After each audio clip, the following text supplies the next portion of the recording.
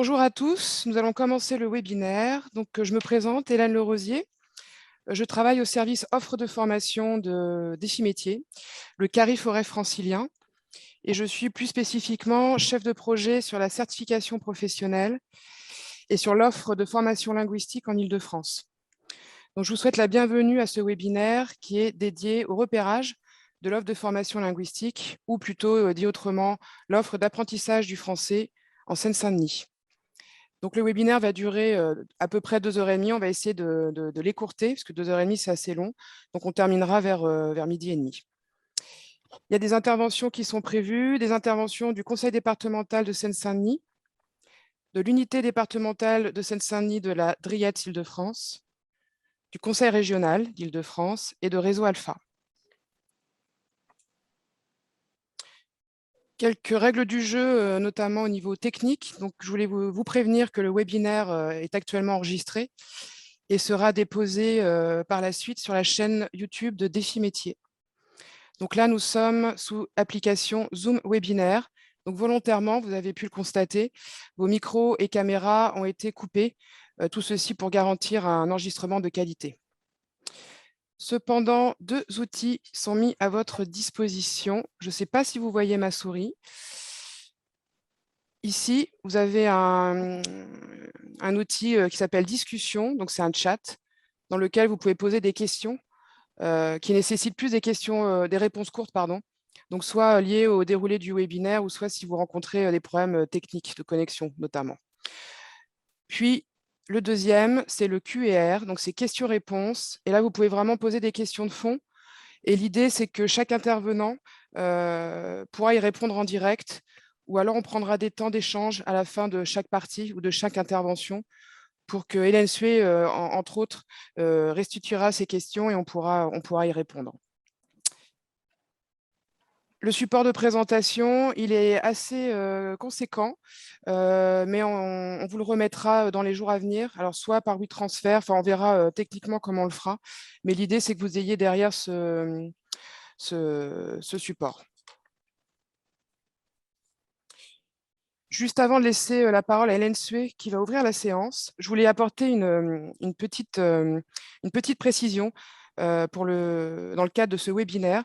En effet, ce webinaire s'inscrit dans le cadre d'un appel à projet qui est porté par le ministère de l'Intérieur, plus particulièrement par la DIAN, qui est la Direction de l'intégration et de l'accès à la nationalité. Et elle a commandité au réseau des CARI-Forêt, dont Défi-Métiers fait partie, plusieurs axes de travail, dont un qui nous rassemble aujourd'hui, qui est de proposer un programme de professionnalisation aux acteurs et opérateurs, de l'écosystème de l'intégration et de la formation, dans le cadre du parcours linguistique des primo-arrivants et des réfugiés, donc dans le cadre du contrat d'intégration républicaine.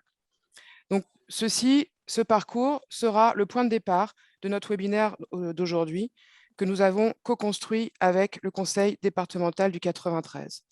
Et si vous voulez en savoir un petit peu plus sur cet appel à projet, à la fin, il y a des slides sur des ressources documentaires. Et le réseau des CARI-Forêt a produit une vidéo qui explique cet appel à projet avec la DIAN. Donc, je laisse la parole à Hélène Sué pour introduire. Bonjour à toutes et à tous. Donc, Hélène Sué, chef du service adjoint emploi-formation pour la direction de l'emploi, de l'insertion et de l'attractivité territoriale pour le département. Donc, vous le savez, la région Île-de-France est la première région en matière d'immigration et d'accueil des primo-arrivants et des réfugiés, avec une concentration plus forte sur les départements de Paris et de la Seine-Saint-Denis. En Seine-Saint-Denis, un quart de la population est issue de l'immigration, ça fait 5 fois la moyenne nationale, et évidemment connaît des difficultés d'accès à l'emploi, avec un étranger sur 5 qui est en marge du monde du travail. Vous accompagnez, vous, au quotidien des publics qui rencontrent cet obstacle de la maîtrise suffisante de la langue française. Donc, l'offre mise en place par les pouvoirs publics, elle est riche, diverse, et vous pouvez rencontrer des difficultés à vous repérer dans cette offre de formation linguistique sur le territoire. Donc, l'action de professionnalisation d'aujourd'hui vise à vous permettre de comprendre et partager les enjeux de l'apprentissage du français depuis l'intégration jusqu'à la formation tout au long de la vie, et identifier les parcours proposés, qu'ils soient de l'intégration, de l'insertion professionnelle, voire professionnelle, et tous les dispositifs de formation mis en place. Donc, je vous souhaite la bienvenue et j'espère que ce webinaire vous permettra d'y voir un peu plus clair et de découvrir des dispositifs qui pourront profiter au public que vous accompagnez sur le territoire. Donc, nous avons fixé collectivement des objectifs pédagogiques. L'idée de cette action de professionnalisation, c'est que, à l'issue de cette action, que vous soyez en capacité de vous repérer dans l'offre de formation linguistique qui existe sur le département de la Seine-Saint-Denis, mais aussi plus largement en Île-de-France, d'être également en capacité de mieux orienter le public vers les structures et organismes de formation qui réalisent des actions d'accompagnement de développement de compétences linguistiques, donc notamment par le biais de 2 cartographies sur l'offre linguistique d'Île-de-France qui existe. Donc, on voit tout de suite sur la gauche, j'ai mis en page d'accueil, pas en page d'accueil, en capture écran, celle de Défi Métier, mais il y a aussi également celle de Réseau Alpha. En troisième objectif, d'être en capacité d'appréhender la spécificité de l'offre de formation visant l'apprentissage et la maîtrise du français. Donc, la spécificité, c'est notamment par l'appropriation de certains critères, comme les critères de gratuité de formation, de rémunération, de prérequis à l'entrée en formation, de durée aussi de formation, etc. Et en dernier objectif, c'est de repérer les ressources d'information qui peut vous être utile quand même avant tout, et également à l'orientation du public. Donc, d'où ce que je vous ai dit tout à l'heure, à la fin de ce support, il y a plusieurs slides sur les ressources documentaires, donc dans lequel vous allez retrouver des références réglementaires, quelle est la place de l'apprentissage du français dans les textes de loi, des liens vers les cartographies, la liste des coordinations territoriales linguistiques du 93 et des informations complémentaires sur le parcours d'intégration lorsqu'on est primo-arrivant et réfugié.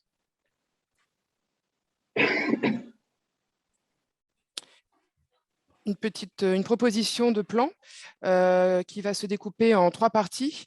Première partie, redonner des définitions et des notions clés. Définition sur qu'est-ce qu'un primo-arrivant, qu'est-ce qu'un réfugié, qu'est-ce qu'un BPI.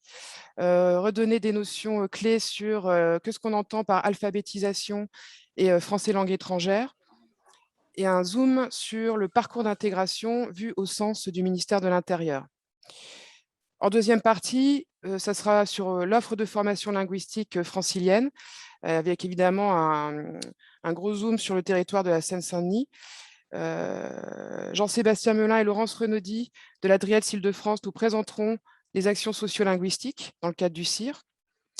Laurence Dubois, Naïma Bouzour et Marie-Pierre Foucan nous présenteront l'offre de formation linguistique du Conseil départemental du 93. Et Patricia Potier et Brigitte Velg, les dispositifs de la région Île-de-France dans lesquels on retrouve de l'apprentissage et maîtrise du français.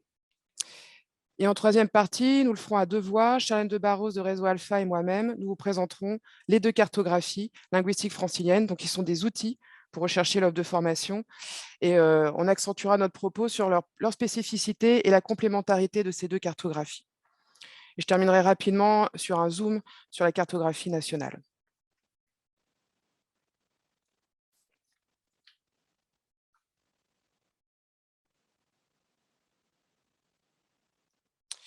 Donc, quelques éléments de définition. Qu'est-ce qu'un primo-arrivant? Un primo-arrivant, c'est une personne étrangère en provenance de l'étranger. Donc, quand on dit en provenance de l'étranger, c'est hors Union européenne, qui arrive pour la première fois en France. On distingue 2 types.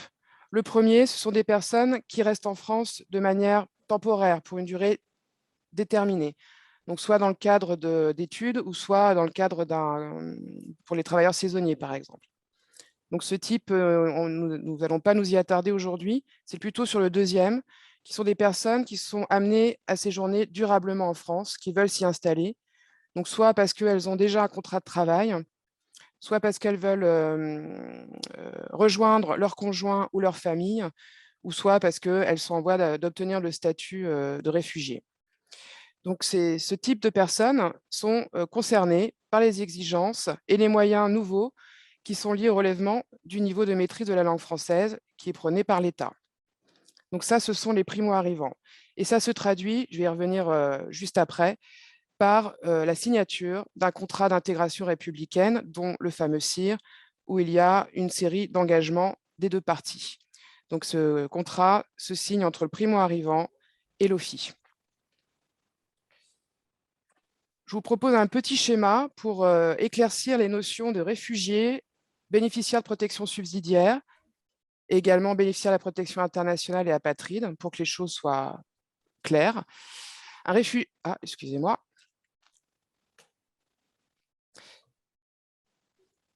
Le statut de réfugié, donc c'est un statut reconnu par l'OFPRA, l'Office français de protection des réfugiés et des apatrides. On attribue ce statut, ce statut réfugié à une personne lorsqu'elle se trouve hors de son pays dont elle a la nationalité et qui ne peut, du fait de cette, qui ne peut pas se réclamer de la protection de son propre pays. Lorsque l'on obtient le statut de réfugié, c'est lorsqu'on connaît une persécution individuelle. Donc, soit c'est lié à la religion, soit au sexe, soit à la race, ou soit à ses opinions politiques. A contrario, le bénéficiaire de la protection subsidiaire, donc c'est également un statut qui est remis par l'OFPRA pour des personnes qui ne peuvent pas remplir les conditions pour obtenir le statut de réfugié. Et donc, on attribue ce statut aux personnes qui connaissent plutôt, c'est lié plutôt au contexte du pays, donc soit pour des motifs de guerre, où il y a des motifs avérés de peine de mort et de torture. Donc ça, ce sont les deux statuts. Le troisième, apatride. Une personne apatride, c'est une personne qui est non reconnue par un État comme étant son propre ressortissant. Pour obtenir ces statuts, il faut faire une demande d'asile. Et une fois que ces personnes obtiennent l'un de ces trois statuts, on les considère également comme étant bénéficiaires de la protection internationale. C'est aussi un terme qui est souvent utilisé. Donc, ça recoupe ces trois statuts. Évidemment, ces statuts n'ont pas les mêmes droits ni les mêmes devoirs. Je vous donne un exemple. Donc là, on parle vraiment, le propos aujourd'hui, c'est de parler d'offres de formation et insertion professionnelle. Donc, par exemple, une fois qu'un réfugié obtient son statut, il a une carte de séjour, une carte de résident directement d'une durée de 10 ans. Alors que pour les bénéficiaires de la protection subsidiaire, ils obtiennent un titre de séjour d'une durée de 4 ans, renouvelable une fois. Une fois qu'on obtient ce statut, ça permet à ces personnes de pouvoir travailler, de pouvoir construire leur projet professionnel, de pouvoir s'inscrire chez Pôle emploi et d'avoir accès aux dispositifs de droit commun, donc aux dispositifs de formation, quelques exemples, PIC réfugiés, etc. Je sais qu'il y a beaucoup de personnes qui accompagnent les bénéficiaires du RSA lors de cette séance. Un bénéficiaire du RSA peut être réfugié, jeune, en situation de handicap, primo-arrivant, détenteur donc d'une carte de résident de 10 ans ou un titre de séjour d'une durée variable.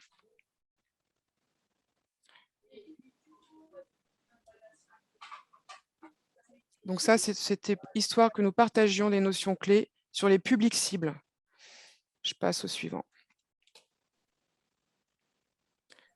Donc, quelques notions de clés au niveau de la langue. Donc, c'est surtout pour s'arrêter sur l'alphabétisation et français langue étrangère.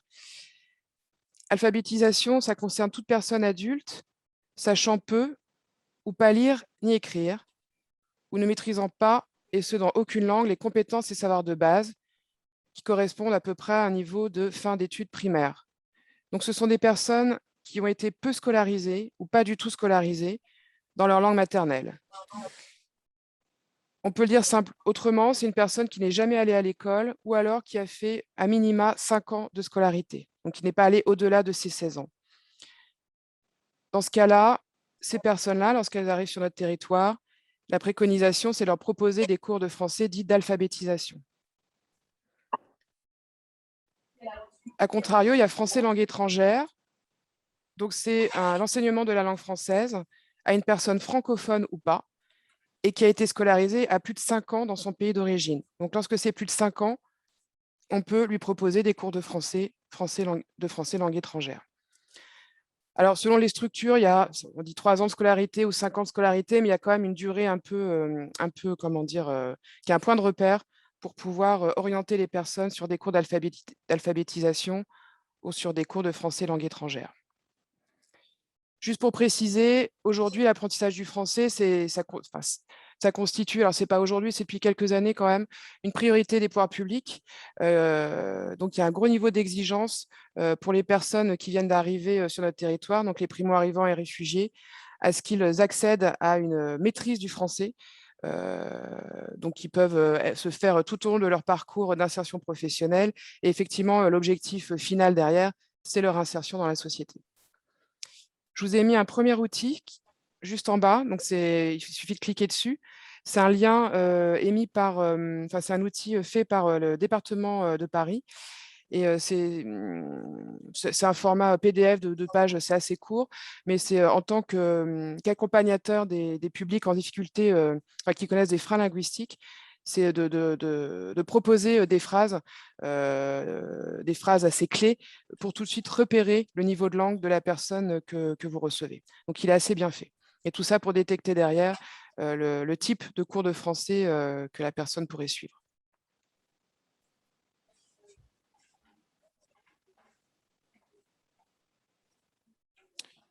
Je voulais vous présenter aussi cet outil que vous connaissez sûrement. Donc, c'est le CECRL, donc le cadre européen commun de référence pour les langues. Donc, il existe depuis 2001 et ce référentiel est partagé au niveau de tous les États membres du Conseil de l'Europe. Donc, ce n'est pas un référentiel qui est, comment dire, adapté que à la langue française, il s'adapte à toutes les langues. Mais c'est un référentiel commun, donc ça permet de se référer à des niveaux de langue de manière partagée. Donc, je ne vais pas rentrer dans le détail de ce référentiel, je pense que certains d'entre vous le connaissent bien. Mais en tout cas, ce qu'il est important de dire, c'est que ce référentiel se découpe en 3 niveaux. Le premier niveau, ce sont les niveaux A1 et niveau A2, qui correspondent à une utilisation assez élémentaire de la langue. Donc, ça veut dire qu'une personne qui a acquis l'un de ces 2 niveaux, elle est capable de comprendre des expressions familières, capable de se présenter assez succinctement, de tenir une conversation assez simple. Donc, ça correspond vraiment à l'utilisation élémentaire de la langue. Le niveau au-dessus, c'est le niveau B1 et B2. Donc, c'est plus voué à une utilisation un peu plus indépendante de la langue. Donc, ça correspond à un langage standard, d'être capable de produire un discours simple et cohérent et de communiquer avec un peu plus de spontanéité et d'aisance. Et la troisième partie qui recoupe le niveau C1 et C2. Donc là, c'est pour une utilisation expérimentée de la langue française. Donc là, on est près du langage courant avec une possibilité de lire, de s'exprimer et d'entendre sans effort la langue. Donc, il était intéressant de vous présenter ce deuxième outil parce que souvent, dans les référentiels d'action de formation linguistique, on retrouve en prérequis, donc en exigence, enfin, ce n'est pas des exigences, mais c'est ce qui est demandé à l'entrée d'une formation, l'obtention de l'un de ces niveaux. C'est des choses qui arrivent. Également, au niveau des certifications d'apprentissage et maîtrise du français, j'en parlerai à la fin de ce webinaire. Il y a des certifications qui existent, comme le DELF, le DALF, le DCL. Donc, là, je vous énumère les sigles, mais on y reviendra dans le détail. Évidemment, ces diplômes délivrent un niveau. Donc, ça peut aller du niveau A1 au niveau C2. Donc, c'est vraiment un référentiel assez utilisé dans le cadre de l'offre de formation linguistique.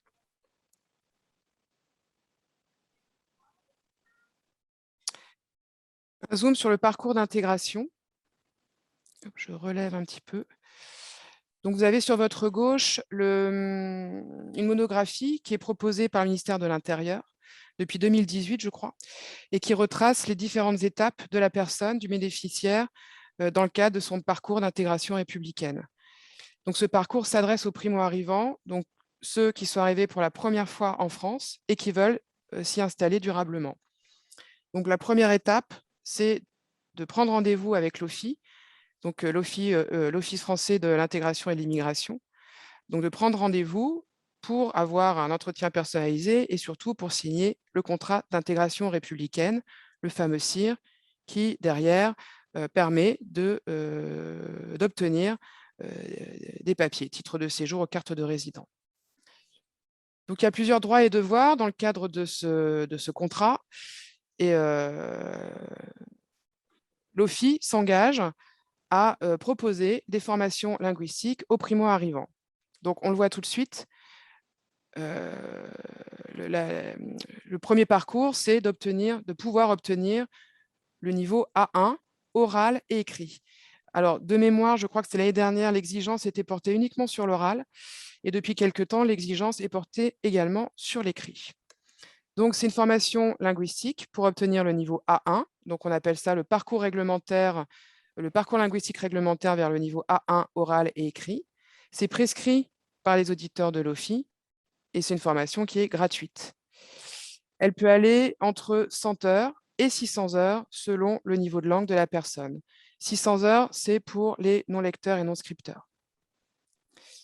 À l'issue de ce parcours de formation, donc c'est le premier parcours dans le cadre du parcours d'intégration, c'est d'obtenir un test de niveau, enfin un test ou un diplôme de niveau A1 qui va permettre à la personne d'obtenir un titre de séjour. Donc là, c'est toujours pareil, on ne parle que d'offres de formation linguistique. Je fais quand même un lien derrière, à l'issue de ce contrat d'intégration républicaine qui dure 5 ans. Le primo-arrivant doit ou a le droit d'obtenir un rendez-vous avec les acteurs du SPE, donc qui sont les acteurs du service public de l'emploi, qui sont représentés par l'APEC, Pôle emploi, Cap emploi et les missions locales. Donc, tout de suite, c'est pour faire un lien entre la personne, le primo-arrivant arrive sur le territoire français, il est pris en charge par l'OFII, on lui propose des formations linguistiques, et à l'issue de ce contrat d'intégration républicaine, il passe, on va dire, vers les dispositifs de droit commun, et donc vers les structures qui accompagnent les personnes, soit pour trouver une formation, ou soit pour trouver un emploi. Pour les personnes qui ont déjà un niveau A1 reconnu, il y a 2 parcours qui existent, qui sont des parcours linguistiques complémentaires pour obtenir soit un niveau A2 ou soit un niveau B1. C'est la même chose, ce sont des formations gratuites, prescrites par les auditeurs de l'OFII. La durée de formation pour suivre une formation linguistique de niveau A2, c'est 100 heures. Et lorsqu'une personne rentre sur ce parcours, le fait qu'elle obtienne le niveau A2, ça lui permet d'obtenir une carte de résident. L'autre parcours, le parcours linguistique pour obtenir le niveau B1, c'est une durée de formation de 50 heures et ça permet d'obtenir la nationalité française.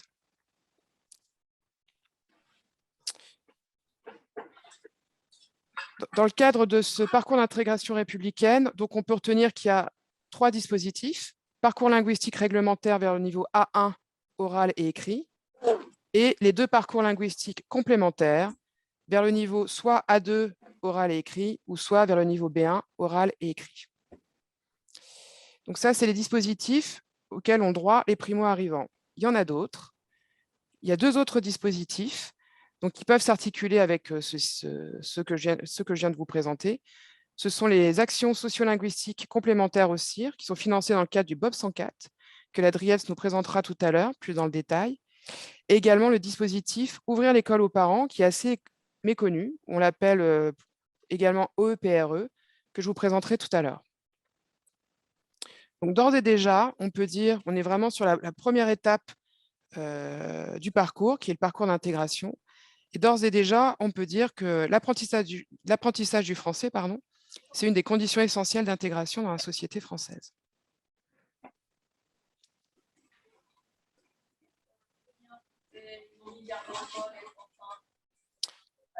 Ce schéma, alors j'ai parlé tout à l'heure de, comment dire, que lorsqu'on signe un contrat d'intégration républicaine, il y a un moment donné, on va rencontrer un des acteurs du SPE pour une orientation professionnelle, donc soit en passant par le biais de la formation ou soit pour une recherche d'emploi.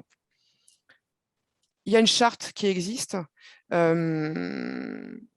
a été signée en 2018, si je ne dis pas de bêtises, mais qui a été renouvelée en 2021, une charte pour l'orientation et l'insertion des primo-arrivants et des réfugiés, qui est signée par l'État, donc l'État,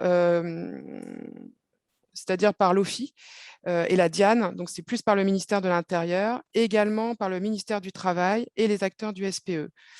L'idée de cette charte, c'est vraiment de faciliter l'accès des primo-arrivants à l'insertion professionnelle en renforçant les liens entre le ministère de l'Intérieur, donc qui est chargé d'accueillir les primo-arrivants. On le voit, hein, c'est tout ce qui est en bleu, donc c'est tout ce que je viens de vous présenter, tout ce qui est lié au contrat d'intégration républicaine. Et ensuite, donc là, c'est le ministère de l'Intérieur et faciliter les relations derrière, ensuite, avec le ministère de l'Emploi, où on le retrouve en orange avec le service public de l'emploi. Donc, ça veut dire que l'APEC, Pôle emploi et Cap emploi et les missions locales prennent en charge ce type de public pour les accompagner dans leur insertion professionnelle. Donc, on passe à la deuxième partie, l'offre de formation linguistique francilienne. Tout de suite, repérage visuel de la capture d'écran de la cartographie de l'offre de formation linguistique de défi métier. On y reviendra par la suite. Et également un visuel du moteur de recherche sur l'offre de formation plus large, offre de formation professionnelle continue et d'apprentissage d'Île-de-France. Donc, c'est vraiment les deux outils qui sont mis à disposition par défi métier pour trouver de l'offre de formation. Là, on va faire un état des lieux sur les dispositifs qui s'articulent avec les différents parcours. Alors, je vous l'accorde, on ne voit pas très bien, mais en tout cas, la cartographie de défi métier a été découpée en 3 parcours, donc avec évidemment le soutien et l'accord du ministère de l'Intérieur. Le premier parcours, c'est le parcours intégration avec le code couleur bleue. Donc, c'est ce que je vous ai présenté rapidement auparavant et on va y revenir un petit peu plus dans le détail, notamment sur les dispositifs qui s'articulent au sein de ce parcours. Le deuxième parcours, c'est l'insertion professionnelle.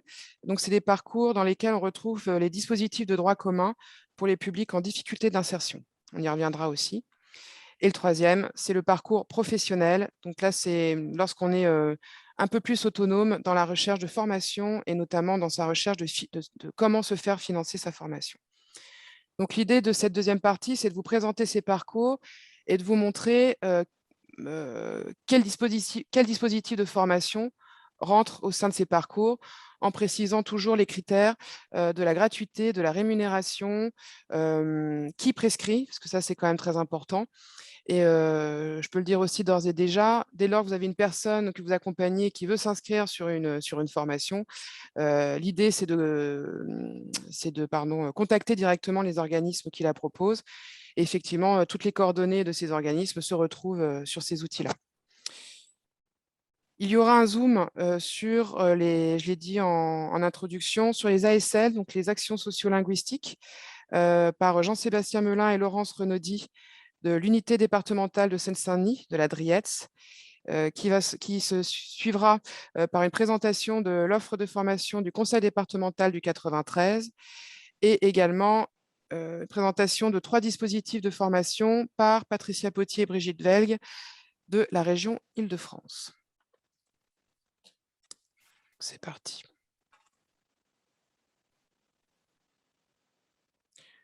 Le parcours d'intégration, donc je vais aller assez vite sur ce parcours.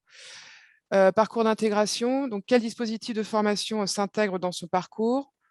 Je le rappelle, parcours d'intégration, c'est lorsque l'on part, on évoque les primo-arrivants, les réfugiés qui ont signé le contrat d'intégration républicaine.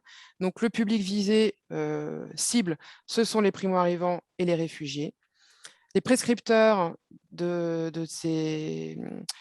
aux actions de formation, ce sont pour la majorité les auditeurs de l'OFII, sauf pour les ASL, donc les actions sociolinguistiques complémentaires au CIR, ou les acteurs du SPE peuvent inscrire les personnes, les bénéficiaires sur ces actions. Toutes ces formations sont gratuites. Le cartouche bleu, donc c'est pour rappeler le parcours d'intégration en bleu que vous retrouvez sur la cartographie de défis métiers. Donc voilà, je vous ai énuméré tous les dispositifs qui sont intégrés dans ce parcours. Les 3 premiers parcours, j'y reviens pas, ce sont les 3 parcours de l'OFII. Rappelez-vous, pour obtenir soit le niveau A1, soit le niveau A2 ou soit le niveau B1. En Seine-Saint-Denis, il y a 69 actions de formation qui sont proposées. Il faut savoir, alors je vous ai mis les OF, les organismes de formation mandataires, donc c'est le GRETA MTE 93, AFCI, ressources formation, il y en a d'autres hein, bien évidemment. Donc les OF mandataires, c'est ceux qui ont répondu à l'appel à projet de l'OFII pour pouvoir proposer ces actions de formation. Et chaque mandataire a constitué un groupe d'organismes de formation, donc on le voit aussi, j'en ai énuméré quelques-uns, qui dispensent les actions de formation dans le cadre de ce dispositif. Un petit point de vigilance, un appel d'offres, ça a une durée de vie. L'appel d'offres actuel, enfin les programmes actuels vont se terminer au 31 décembre 2021, mais il y a un nouvel appel d'offres qui est en cours. Donc, début 2022, il y aura une nouvelle programmation. Donc, on n'en sait pas plus, mais en tout cas, il peut y avoir évidemment de nouveaux organismes de formation mandataires. Le contenu des actions de formation peut aussi changer. Tout dépend de ce que l'OFII qui va lancer cet appel à projet. C'est lui qui va décider des directives qu'il va mettre au sein de cet appel à projet. Mais juste pour vous prévenir qu'au 31 décembre 2021, les actions vont se terminer. Pour les actions sociolinguistiques complémentaires au CIR, en Seine-Saint-Denis, il y en a 61 actions de formation dites linguistiques. Dans les ASL, effectivement, il n'y a pas que des actions de formation linguistique, mais on y reviendra. Je vous ai mis des liens. Un lien vers la fiche actions sociolinguistiques, donc c'est un lien vers la fiche dispositif, si vous voulez avoir un peu plus d'informations sur ce dispositif. Donc vous retrouvez les objectifs, les contenus, si c'est de la formation gratuite, qui sont les prescripteurs, à quel public ça s'adresse, etc. Et aussi la liste des actions qui en découlent et la liste des organismes de formation. Donc, c'est vraiment pour vous donner une information générale. J'ai essayé de le faire à peu près avec tous les dispositifs. C'est pour vous donner une information générale sur le dispositif. À côté, en cliquant, vous avez le lien direct sur la liste des 61 actions de formation, donc ASL, dans le 93, qui ont été intégrées dans notre base de données et qu'on retrouve sur notre moteur de recherche. Donc, ce lien sera actif jusqu'en juin 2022, ce qu'on vient d'intégrer les actions. Donc, il est actif pendant un moment. Ouvrir l'école aux parents pour la réussite des enfants, ou dans le jargon, on appelle ça OEPRE. Sur le 93, il y a 80 sessions. Et ces sessions se passent notamment dans les collèges, les écoles élémentaires et les lycées. Le public cible, ce sont les primo-arrivants et réfugiés, mais pas que. Ça s'adresse à tout public non francophone et qui ont, des enfants à l'école. Donc, ce ne sont pas forcément des signataires du CIR. Je vous ai mis aussi un lien vers ouvrir l'école aux parents.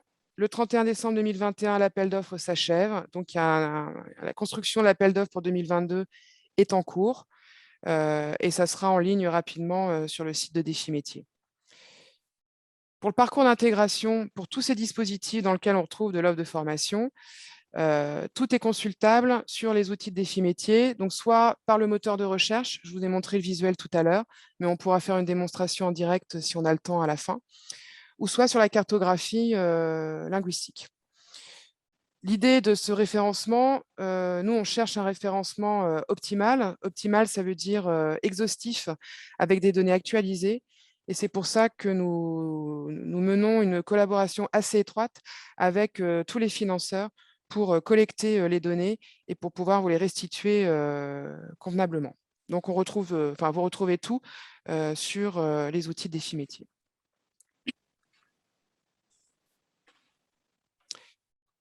Je voulais vous faire un petit zoom sur Ouvrir l'école aux parents. Je l'ai dit tout à l'heure, c'est un dispositif, je pense, d'après ce que j'entends, qui est encore assez méconnu. C'est un dispositif qui est copiloté et cofinancé par 2 ministères, le ministère de l'Intérieur et le ministère de l'Éducation nationale. Et il s'adresse vraiment aux parents d'élèves étrangers qui peuvent donc bénéficier de formations sur tout le territoire national. Au sein des formations qui sont proposées, il y a 3 objectifs. Le premier, c'est l'acquisition des fondamentaux du français. Donc, c'est vraiment des cours de français sur la compréhension, le parler et l'écriture du français. Deuxième objectif, c'est la connaissance des valeurs de la République française. Et le troisième, c'est la compréhension du fonctionnement et des attentes de l'école en général vis-à-vis des élèves et des parents.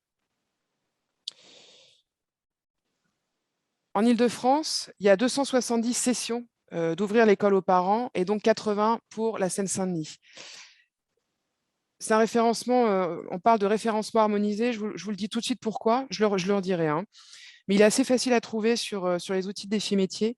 Il suffit que dans le moteur de recherche ou dans les 2 moteurs de recherche, le moteur de recherche sur l'offre de formation et le moteur de recherche de la cartographie linguistique, vous tapez OEPRE comme ça en majuscule, sans espace, sans rien, sans point, et vous allez obtenir tout de suite la liste de toutes les actions qui existent.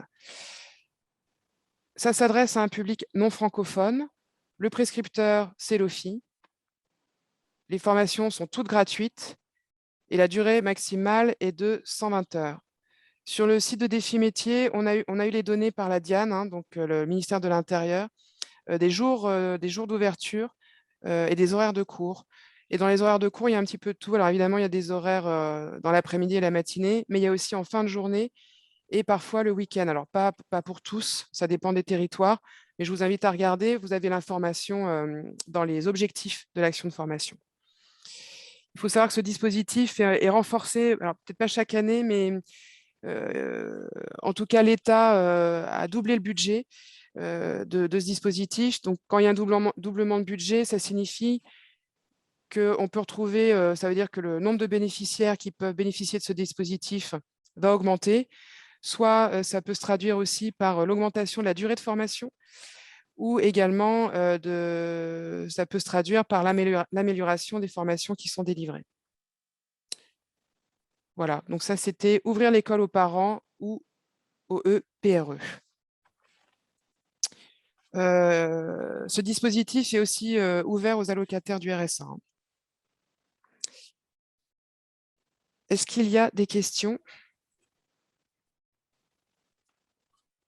Hélène? Il y avait une question auquel je pense qu'il faut répondre et tu vas m'aider à y répondre. En fait, c'est une question d'une conseillère et qui s'étonne de ne pas être dans le dispositif du parcours qui a été indiqué du schéma du parcours d'orientation et d'insertion professionnelle. Comme nous sommes en présence de beaucoup de conseillers de projets insertion emploi et d'accompagnants des services sociaux départementaux, en fait, le schéma, je fais une première réponse et tu me corriges si c'est une erreur, le SPE ne comprend pas les conseillers, la spécificité Seine-Saint-Denis des conseillers des projets insertion emploi et des services sociaux, raison pour laquelle vous ne figurez pas dans le schéma qui est indiqué là, mais c'est bien là, pour autant, vous êtes invité et pour nous, vous faites bien partie de l'ensemble des accompagnants des publics. Bien sûr. En fait, ce schéma, il est issu de la charte qui est nationale. Et effectivement, les signataires, c'est le service public de l'emploi. Donc, c'est les fameux CEP, conseillers en évolution professionnelle. Et effectivement, c'est l'APEC, Pôle emploi, Cap emploi, mission locale. Mais je pense que M. Melin va en parler tout à l'heure, parce qu'on lors de la préparation de ce webinaire, on a évoqué cette charte. Donc, il y aura quelques mots qui vont être dits dessus. Mais aujourd'hui, le service public de l'emploi, ce sont vraiment eux qui ont l'acte d'accompagner, de prescrire des formations et d'aider en recherche d'emploi selon les publics qu'ils suivent. Après, sur la Seine-Saint-Denis, évidemment, du coup, les publics, enfin, vous, conseillers spécifiques sur l'accompagnement des allocataires du RSA, voilà, vous pouvez également, et c'est bien pour ça que l'offre vous est présentée. Oui, oui, bien sûr. En fait, c'est deux choses différentes. Enfin, c'est deux choses différentes. C'était ce schéma, moi, je voulais vous le montrer pour bien voir l'articulation entre, dès le départ, c'est le ministère de l'Intérieur qui prend en charge les publics qui arrivent sur le territoire. Et ensuite, tout ce qui est insertion professionnelle, c'est le SPE qui existe depuis de nombreuses années. Mais évidemment, à côté, il y a plein de structures qui accompagnent les publics en difficulté d'insertion et qui ne font pas partie du SPE. Mais un demandeur d'emploi qui est inscrit chez Pôle emploi, par exemple, s'il est ou qui est bénéficiaire du RSA, mais qui est quand même inscrit chez Pôle emploi, si vous l'accompagnez dans le cadre de votre activité, à un moment donné, s'il veut suivre une formation, son inscription passera de toute façon par un conseiller Pôle emploi. Donc, c'est plus ce schéma-là. C'est vers qui on se retourne selon les situations des bénéficiaires. Une autre question, toujours sur la prescription, c'est sur justement le dispositif OEPRE. Est-ce qu'il faut passer par l'OFII ou bien un conseiller en insertion des allocataires du RSA peut prescrire sur OEPRE? A priori, c'est l'OFII qui prescrit. Nous, Et c'est ça ce ne peut qu'on a pas eu être comme. à la demande de la personne. Oui, Juste, si je peux rajouter sur OPRE, Hélène, oui, bien sûr. normalement, il y a possibilité de s'inscrire directement en contactant l'établissement scolaire ou l'académie. Donc ça, c'est une démarche, pour le coup, qui peut être accompagnée par les conseillers et que les personnes puissent en faire une demande. Et donc, le conseiller accompagne le bénéficiaire, celui qui souhaite intégrer ce dispositif. Donc, comme ça, je pense que, comme on va dire beaucoup de dispositifs, le stagiaire futur, enfin le bénéficiaire étant quand même au cœur de son dispositif, enfin de son action, de ses actions de formation, normalement il peut avoir une démarche individuelle et qui peut être au besoin accompagné. Mais Bien s'il sûr. il est en démarche individuelle, du coup il n'y a pas une prescription comme on pourrait l'entendre. Alors, je dirais ça dépend des dispositifs, mais après, effectivement, une personne qui veut intégrer une formation, soit elle se fait accompagner, donc soit par un conseiller ou soit par un acteur du SPE, mais elle peut aussi tout à fait rentrer en communication. C'est ce qui se passe d'ailleurs sur le terrain, hein. Dès lors qu'une formation est intéressante et rentre dans le cadre de son projet professionnel, la personne contacte l'organisme de formation. Celui qui est le mieux placé pour répondre au niveau de l'ingénierie pédagogique de la formation, de comment on fait pour s'inscrire selon le statut de la personne qui se présente, c'est l'organisme de formation. Et c'est lui après qui peut orienter soit vers le SPE ou pas. Enfin, mais par exemple, des dispositifs qui sont financés par Pôle emploi, c'est le conseiller Pôle emploi qui va donner son aval, c'est-à-dire l'autorisation, c'est peut-être mal dit, mais en tout cas, c'est lui qui va dire si oui ou non la personne peut rentrer en formation quand c'est financé par Pôle emploi. Un acte de prescription, ça veut dire que souvent quand même, le conseiller valide la formation, parce que c'est dans le cadre d'un projet professionnel, il faut que ça tienne la route. Il y a des critères d'éligibilité pour entrer sur un dispositif, tout dépend lequel. Mais moi, je dirais que ça dépend. Enfin, tous les dispositifs proposent des formations gratuites, mais on ne peut pas y rentrer comme ça non plus. Aujourd'hui, par exemple, en Île-de-France, mais pas qu'en Île-de-France d'ailleurs, il y a des informations collectives où c'est une forme de sourcing. Donc, c'est des réunions où les bénéficiaires, enfin, ceux qui veulent rentrer en formation, avant l'entrée, il y a une information collective qui est organisée, où souvent il y a un référent de Pôle emploi qui est là. L'idée, c'est d'expliquer le détail de cette action de formation et de sélectionner les candidats qui vont rentrer en formation. Donc, il y a quand même souvent une sélection. Alors, pour le dispositif Ouvrir l'école aux parents, ça, par contre, je ne sais pas du tout. Je sais juste que c'est un dispositif qui est assez méconnu et que le ministère de l'Intérieur veut absolument le faire plus connaître pour que les personnes puissent s'y inscrire. c'est une autre manière d'apprendre aussi le français après les parcours réglementaires et complémentaires dans le cadre du CIR.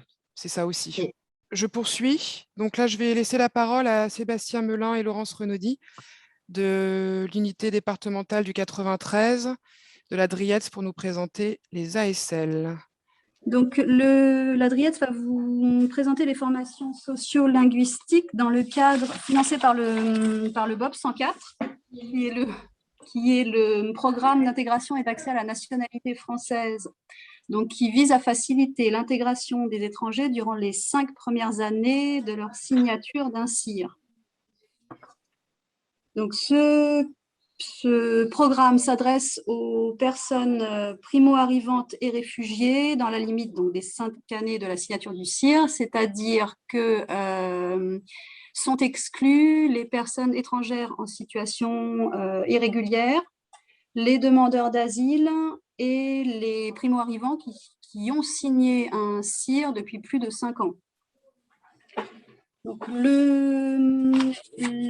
cette condition donc, de financement des formations socio-linguistiques n'exclut pas la possibilité de constituer des groupes de niveau avec des personnes donc, dont la formation est financée dans le cadre du BOP 104 et d'autres, des bénéficiaires d'autres dispositifs allocataires du RSA ou autres.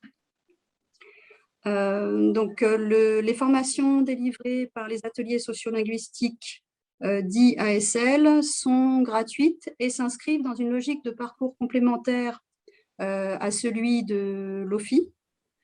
L'enjeu majeur de ces formations, c'est donc de bénéficier d'une logique de parcours coordonné dans la suite du parcours de l'OFI et l'objectif est de limiter les ruptures de parcours et les freins d'accès aux formations linguistiques. Et donc, certains de ces ASL sont prestataires de l'OFI, mais c'est une minorité. Donc, on a 8 structures en 2021 sur les 66 ASL financés par le BOP 104. Pour les ASL opérateurs de l'OFI, donc, ils ont une facilité de constituer des groupes de stagiaires puisqu'ils suivent leurs stagiaires. Le reste des ASL doit fonctionner dans une logique de réseau associatif pour pouvoir constituer donc, leurs groupes de formation. Donc, les ateliers socio-linguistiques, donc qu'est-ce qu'un ASL ? Donc, c'est une structure de proximité qui dispense une formation visant à rendre les bénéficiaires autonomes dans les espaces sociaux, donc dans la vie de tous les jours. Quelques chiffres pour les ASL donc en 2021. Ils sont au nombre de 66 structures, donc un petit peu plus que les années précédentes. Le BOP 104 finance 83 projets pour 1,7 million d'euros et dont une partie de crédits spécifiques attribués aux actions en direction du public féminin, donc de l'ordre de 200 000 euros. Donc, le financement est à peu près stable sur les 3-4 dernières années. Mais par contre, le nombre de bénéficiaires a doublé en 2021, puisqu'en 2020, on avait à peu près 5 000 bénéficiaires et pour 2021, donc 12 500. Donc, les ASL proposent des accompagnements, différents accompagnements, donc de 4 types. Donc, on a tout d'abord un apprentissage du français. Donc, dans la suite du parcours de l'OFI, cet apprentissage vise l'atteinte des niveaux A2, B1 et plus exceptionnellement B2 du cadre européen de référence. Les groupes sont constitués de 12 à 15 personnes, donc autour de groupes de niveau. Et ces formations permettent de travailler sur des thématiques de la vie courante. Pour certaines formations, elles sont valorisées par l'obtention du diplôme, donc du DELF, en fin de parcours. Le deuxième type d'accompagnement, c'est un accès au droit. Donc, un accompagnement social qui peut être social, donc un accès à la santé, à la culture, au droit au séjour, un accès aux ressources financières, au logement. Ça peut être aussi une aide pour une recherche de garde d'enfants, un accès à la scolarité, un accompagnement juridique et psychologique est aussi possible. Donc, le troisième type d'accompagnement, c'est l'appropriation des valeurs de la République et de la citoyenneté. Donc, en complément et à la suite de la formation civique obligatoire qui est mise en œuvre par l'OFII. Donc, ces formations visent à favoriser la compréhension des valeurs de la République et à apprendre les codes et la pratique du vivre ensemble. Donc, les thèmes principaux vont de la connaissance des institutions publiques à la mixité, l'égalité homme-femme et avec la possible réalisation d'un service civique pour les jeunes de 18 à 25 ans. Le quatrième type d'accompagnement, c'est l'accompagnement vers l'emploi, donc vers l'insertion professionnelle. Donc, les formations linguistiques qui sont proposées par les ASL sont mixtes aussi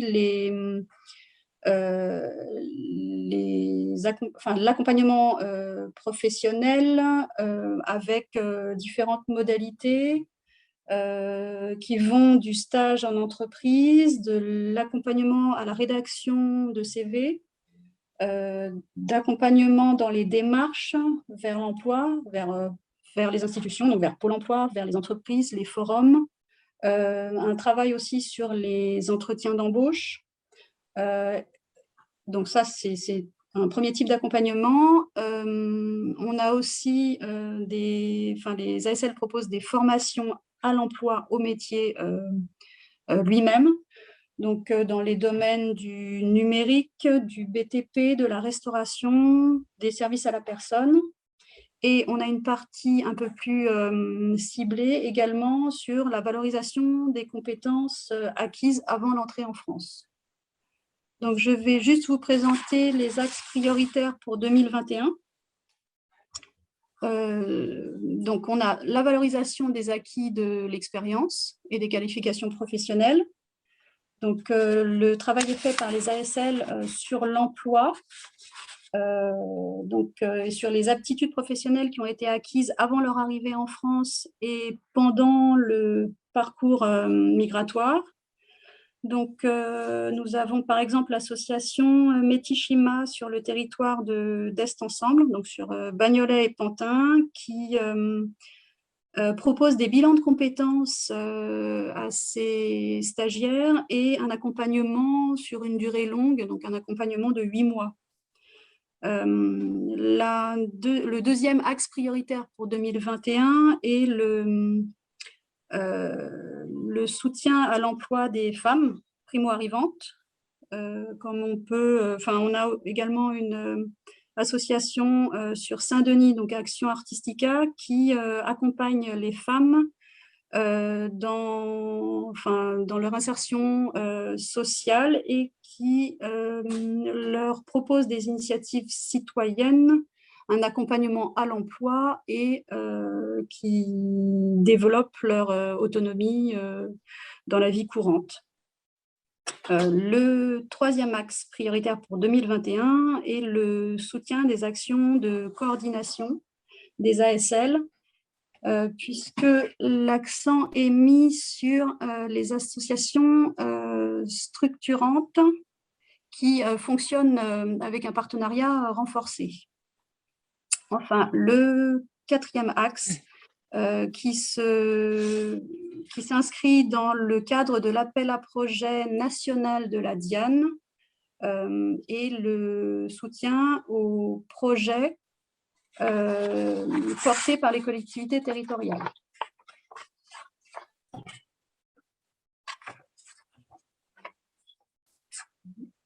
Donc, on peut passer à la partie suivante. Au niveau de la répartition territoriale, Donc, les 66 ASL financés en 2021 et les 8 projets soutenus par des collectivités territoriales se répartissent de façon inégale sur le territoire.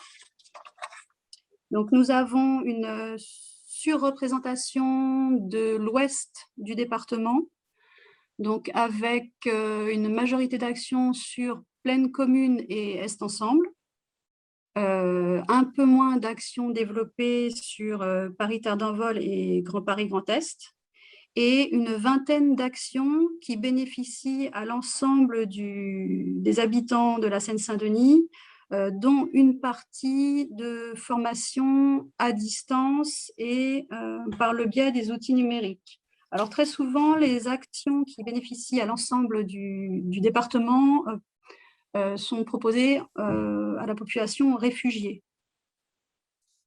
Alors, je vais laisser la parole pour la suite des thématiques à Jean-Sébastien Mélin.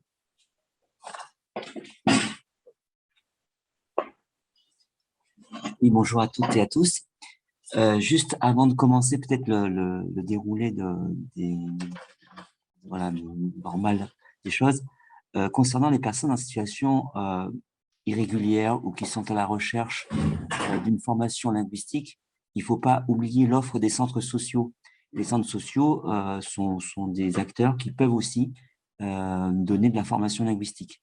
Par ailleurs, les associations que l'État finance à travers le BOP 104 sont libres aussi de constituer leur groupe de personnes en fonction de leurs critères. Et ce n'est pas parce qu'il y a un financement de l'État sur une action BOP 104 que l'association ne peut pas intégrer dans des groupes pour former les personnes, des gens qui peut-être sont en cours de régularisation. Voilà, c'était pour faire juste une précision par rapport à ça. Sinon, donc, je continue ce que disait donc Laurence, les modes d'entrée dans le dispositif. Alors, effectivement, comme il a déjà été dit tout à l'heure, donc on est dans une suite de parcours. Donc, fondamentalement, quand une structure est également prestataire OFI, elle a vocation à poursuivre le parcours de la personne dans une suite de parcours OFI. Mais on a aussi effectivement des orientations qui sont faites par les services publics de l'emploi, donc Pôle emploi, tout ce qui est lié donc au secteur de l'emploi. On a aussi quand même une bonne entrée des publics par les plateformes. Donc, ce sont des orientateurs aussi de public. Et on a aussi le bouche à oreille qui est un facteur aussi très important pour entrer des gens dans le dispositif. Ajouter également au fait que ce sont des structures de proximité et on peut avoir également des gens qui habitent dans le quartier et qui se présentent pour justement bénéficier de cette offre linguistique et même plus, c'est-à-dire l'accompagnement vers l'emploi. Donc, effectivement, sur les caractéristiques, on a une très grande hétérogénéité qui reflète en fait quelque part l'ADN des structures, c'est-à-dire que chaque structure sont des structures plutôt militantes, quand même, il ne faut pas oublier à la base. Donc, on est sur de l'accompagnement social, on est sur de l'accompagnement vers l'autonomie, comme a dit Laurence tout à l'heure, avec plusieurs types de prise en charge. Et ce que l'État demande aussi, c'est de varier justement l'approche pour qu'on touche le plus grand nombre, d'où les formations à distance, d'où les formations hors les murs et recherche perpétuelle d'innovation, d'expérimentation.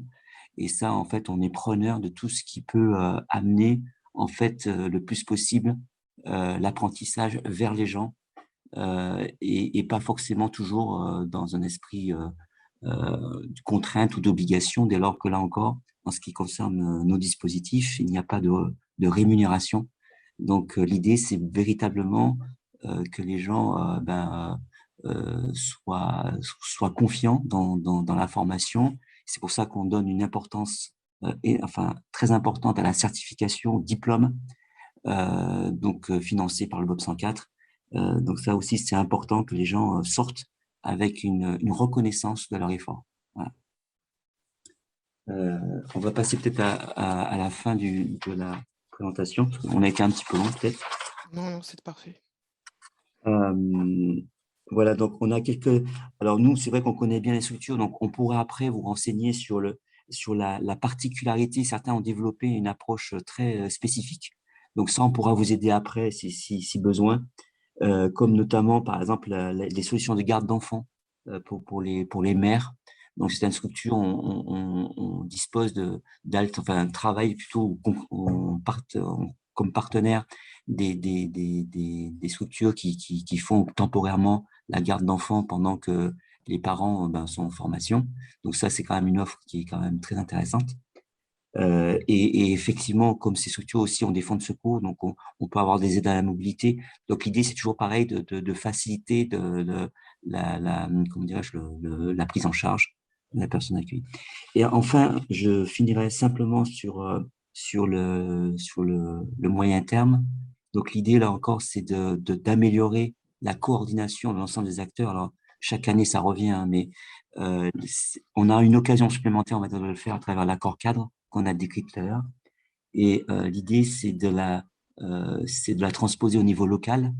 Et là, on aurait besoin de tout le monde, hein, à la fois les formateurs linguistiques, mais également tous les les orientateurs, je sais pas si ça se dit, les personnes qui orientent, les personnes qui prennent en charge. On a besoin de tout le monde pour faire ce fameux accord territorial, cadre territorial. Et donc là, l'État proposera la constitution de groupes techniques pour associant le plus grand nombre d'acteurs pour qu'on puisse en fait mettre en place un plan d'action qui permette, alors on verra si c'est territorialisé ou pas, mais l'idée effectivement ce serait de travailler au plus près du terrain pour faire quelque chose de très opérationnel. Voilà.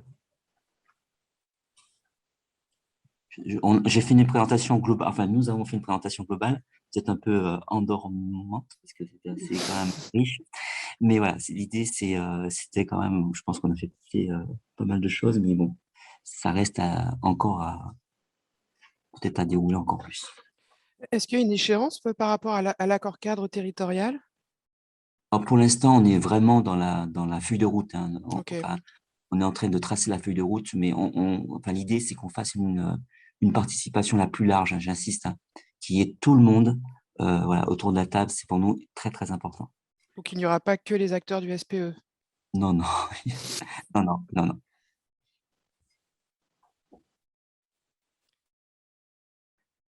Est-ce qu'il y a des questions concernant les ASL ou des témoignages sur les ASL en Seine-Saint-Denis de la part des conseillers? Allez-y, hein.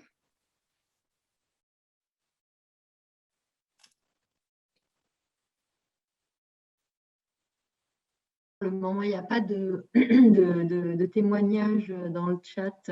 En revanche, une question concernant les publics MNA qui ont besoin de formation linguistique, mais aussi de formation préqualifiante vers l'insertion pro. Ceux qui sont suivis par l'ASE ou la PJJ n'ont pas de titre de séjour. Et donc, les ASL ne semblent pas possibles. Et dans le cadre de leur situation, ils ont une obligation de formation et ils se retrouvent face à des structures qui souvent leur ferment la porte justement parce qu'ils n'ont pas de titre de séjour et pas de documents qui font office de pièces d'identité. Donc, je pense que ce n'est pas une question, c'est une question dans les questions-réponses, type question de fond, auxquelles peut-être qu'on pourra essayer de faire une réponse écrite.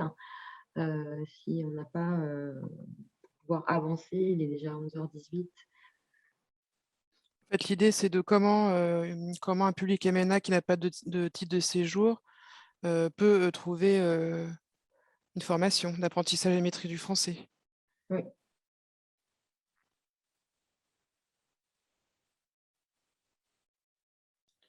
Ok. Il y en a d'autres, Hélène, ou...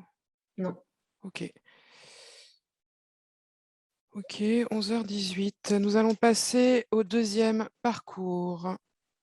Alors, donc je rappelle, premier parcours, on était sur le parcours d'intégration pour les primo-arrivants et les réfugiés. Et là, nous passons au deuxième parcours, le parcours d'insertion professionnelle.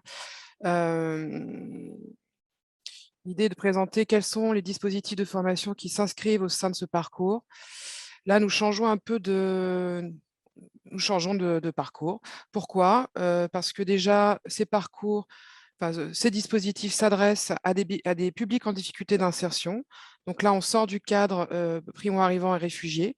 Donc, ça s'adresse plus à des personnes, à des demandeurs d'emploi, bénéficiaires du RSA, les publics suivis par les missions locales, les personnes en situation de handicap, etc. Mais c'est quand même une continuité d'entrée pour les publics primo-arrivants et réfugiés. Toutes les formations sont gratuites au sein de ces dispositifs. La majorité est ouverte à rémunération. La condition, alors c'est la condition globale, hein, évidemment, parce qu'il y a la condition pour entrer dans un dispositif et puis après, les conditions pour entrer au sein même d'une formation où il y a toujours des prérequis à l'entrée. Mais en tout cas, la condition globale, c'est d'être inscrit à Pôle emploi et évidemment, de manière sous-jacente, c'est d'avoir un titre de séjour et l'autorisation de travailler. Les prescripteurs, ça change, ce ne sont plus les auditeurs de l'OFII. Donc là, on passe dans le champ des acteurs du SPE. Donc les prescripteurs sont Pôle emploi, Mission locale et Cap emploi. Ces dispositifs FIE. et... Ah oui, Et ceux cités oui. tout à l'heure et qui sont dans le public grandement. Oui. Je laisse la parole à Brigitte Velg et Patricia Potier qui vont nous présenter les dispositifs de la région Île-de-France.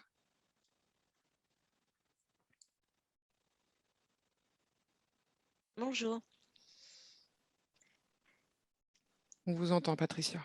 Oui, je laisse Brigitte démarrer. OK.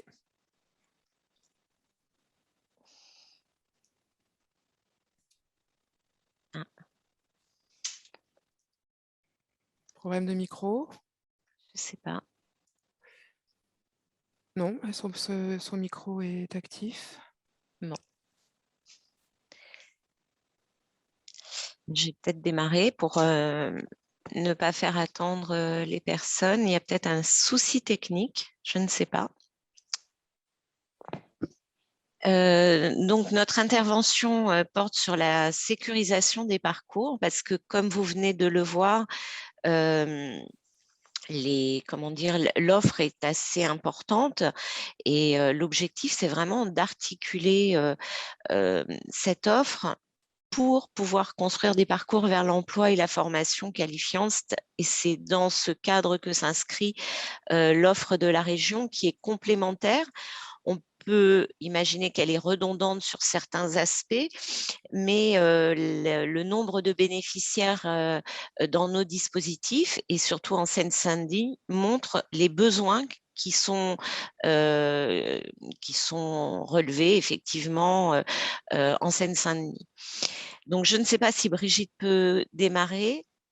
Effectivement, on essaie de mailler sur l'ensemble du territoire les actions linguistiques qui sont menées aussi par la région Île-de-France, même si ces formations sont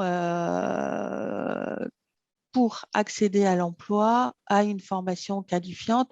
On continue à travailler sur les besoins linguistiques des stagiaires, notamment le français langue professionnelle.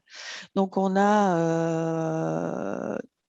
répond à tout public et on va du niveau infra 1.1 au niveau A1 et tous les dispositifs comportent des modules de remise à niveau, toujours contextualisés au projet professionnel. On peut... Merci. Voilà. Donc on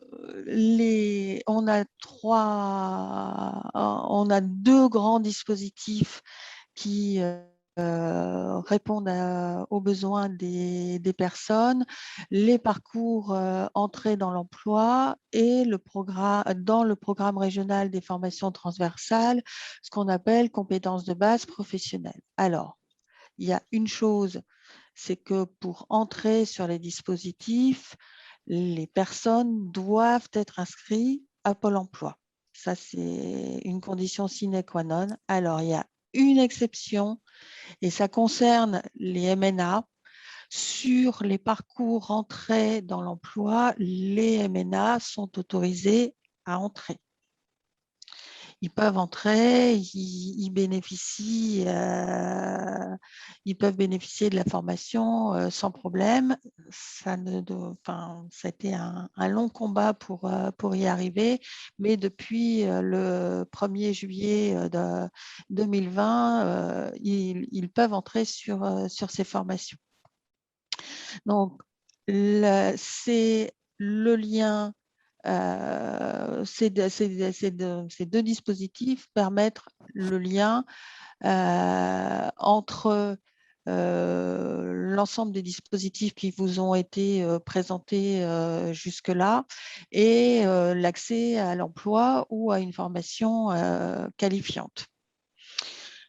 Donc,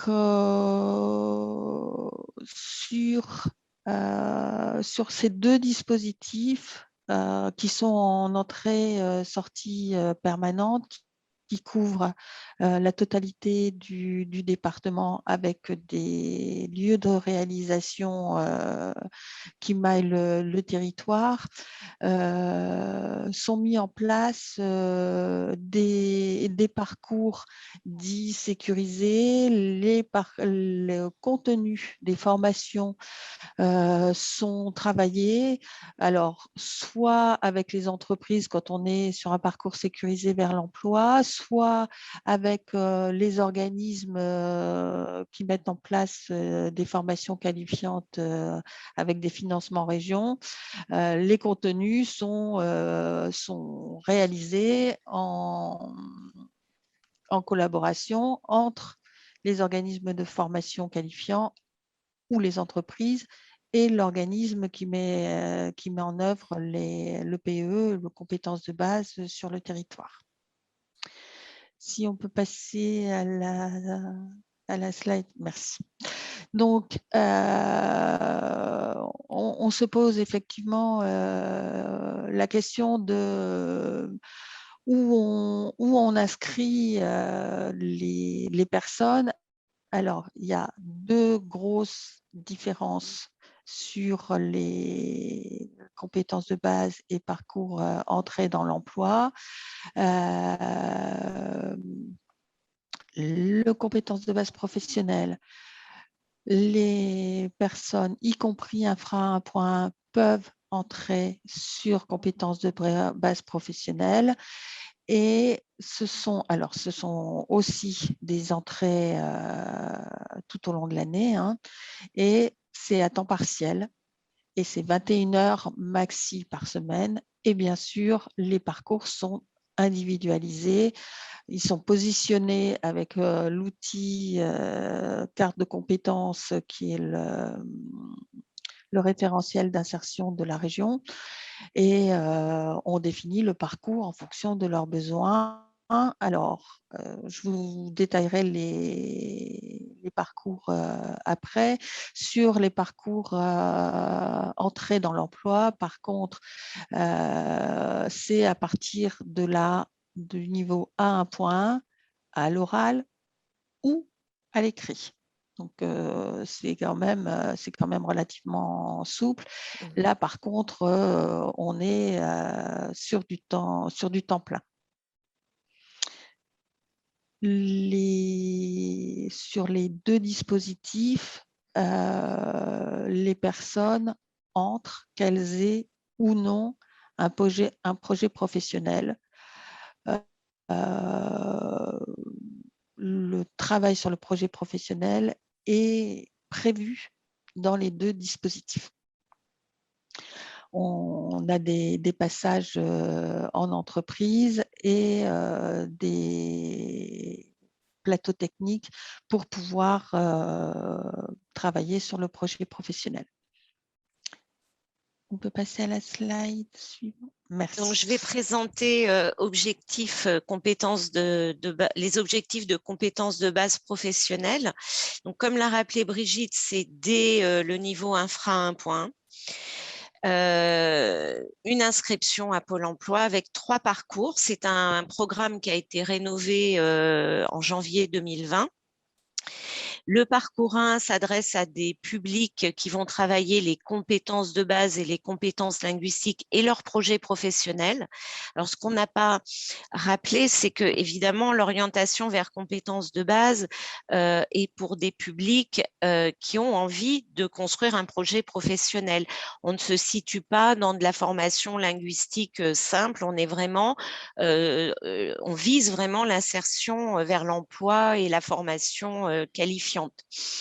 Donc, ce parcours 1 s'adresse à des publics infra 1.1 ou des publics en situation d'illettrisme. Les parcours pédagogiques seront individualisés, le traitement de l'illettrisme et du FLE sera totalement distinct, mais c'est un parcours de 300 heures maximum qui permettra de commencer à préparer des compétences du CLEA. Le parcours 2, c'est un parcours accès emploi-formation. Donc, il peut être une suite du parcours 1 puisque les publics peuvent cumuler deux parcours dans ce dispositif.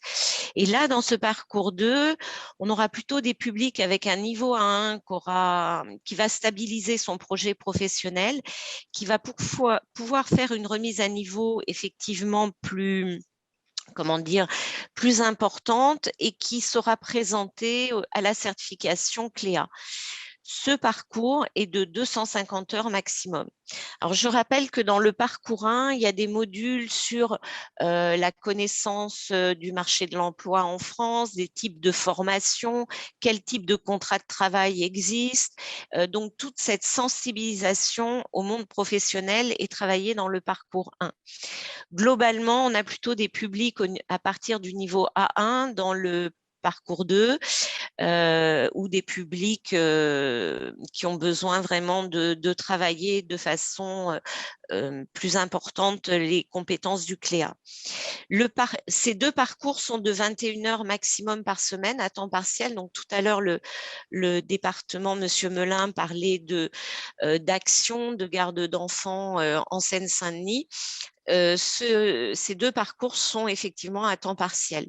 Le parcours 3, lui, est bien un parcours sur 35 heures et il prépare des titres professionnels, 2 titres, assistant de vie aux familles et agent de propreté et d'hygiène. Les publics qui sont orientés vers ces préparations de titres professionnels avec le passage de la certification comprise dans le parcours sont des publics à partir du niveau A1.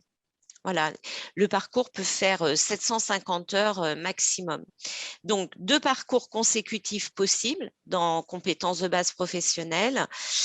Des parcours sécurisés peuvent être, comme l'a précisé Brigitte Veil, construits avec des entreprises ou des organismes qualifiants et de plus en plus des organismes de compétences de base dont le mandataire sur la Seine-Saint-Denis et Nuevo propose des parcours sécurisés avec des entreprises.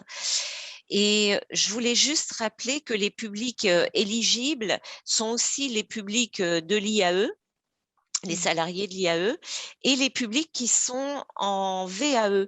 Et donc, on peut tout à fait combiner un parcours VAE, comme l'a présenté Hélène Lerosier, Pôle emploi, un accompagnement VAE, et la stabilisation des compétences de base dans compétences de base professionnelles. Dans ce dispositif sont présentées également des certifications linguistiques et je voulais juste faire le lien. Ce dispositif compétences de base professionnelles est dans un programme global qui s'appelle le Programme régional des formations transversales et il y a également dans ce gros programme compétences numériques qui est un dispositif qui propose 3 parcours, notamment des parcours pour des publics qui ne savent pas du tout utiliser le numérique et c'est des parcours progressifs. Et l'autre dispositif qui est anglais à visée professionnelle dans différents secteurs professionnels pour consolider l'anglais. Donc, on peut tout à fait utiliser ces 3 dispositifs en complémentarité dans compétences de base professionnelle. Globalement, ce sont 2000 stagiaires en Seine-Saint-Denis qui sont dans le dispositif compétences de base. C'était les chiffres du marché 2020. Et le mandataire Nuevo a de nombreux co-traitants et partenaires entreprises et formations qualifiantes et organise du qualifiant. Je laisse la parole à Brigitte pour parcours entrée dans l'emploi. Oui, donc sur parcours entrée dans l'emploi, alors effectivement, il n'y a pas de session qui soit inscrite dans Défi Métiers parce que ce sont des entrées régulières. Donc, il y a des dates d'information collective. Donc, les prescriptions se font sur les informations collectives et tout le monde peut prescrire une information collective. Il n'y a pas, à partir du moment où la personne est inscrite à Pôle emploi, il n'y a aucun souci. Donc, dans un premier temps, ils passent en SAS et ils sont dans lequel on fait une analyse des besoins et une évaluation des compétences et des expériences déjà acquises des stagiaires. Donc, ce positionnement est fait avec la carte de compétences qui est le référentiel d'insertion de la région et qui est bien sûr en lien avec le CLEA. Donc, quand ils sont positionnés sur la carte de compétences, ils ont aussi en même temps un positionnement sur le CLEA. Donc, à partir de ce SAS, les parcours sont complètement individualisés. Ça s'articule autour du projet professionnel, de la communication en situation professionnelle, des TIC.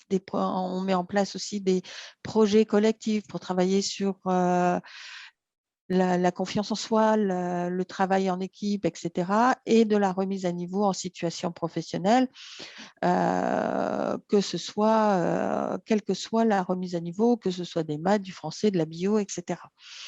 Donc, les compétences linguistiques, elles sont développées à travers l'ensemble de ces modules.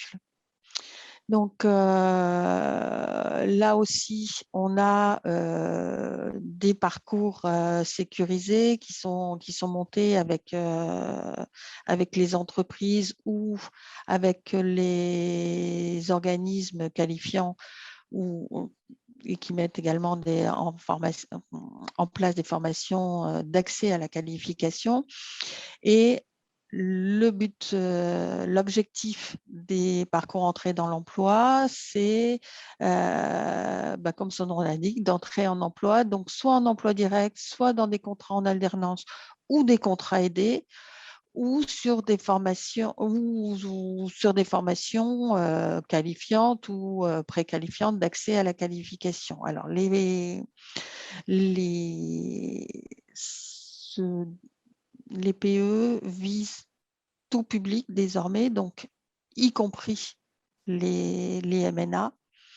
Les parcours sont en moyenne de 450 heures. Ils font maximum 945 heures en centre.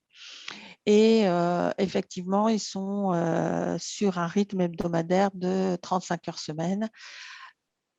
Et les stagiaires sont rémunérés.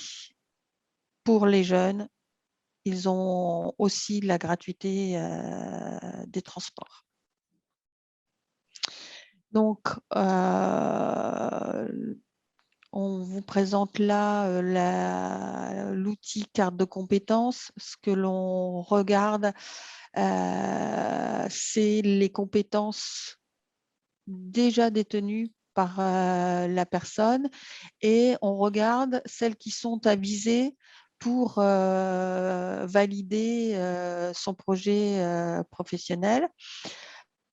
Elle est utilisée, cette carte de compétences, à la fois sur le programme PE, mais également sur compétences de base professionnelle. Et ça permet aux stagiaires d'avoir un portefeuille de compétences, c'est-à-dire qu'on a un positionnement, il a forcément des compétences et on a trois grands axes, le réfléchir, l'organiser et le communiquer.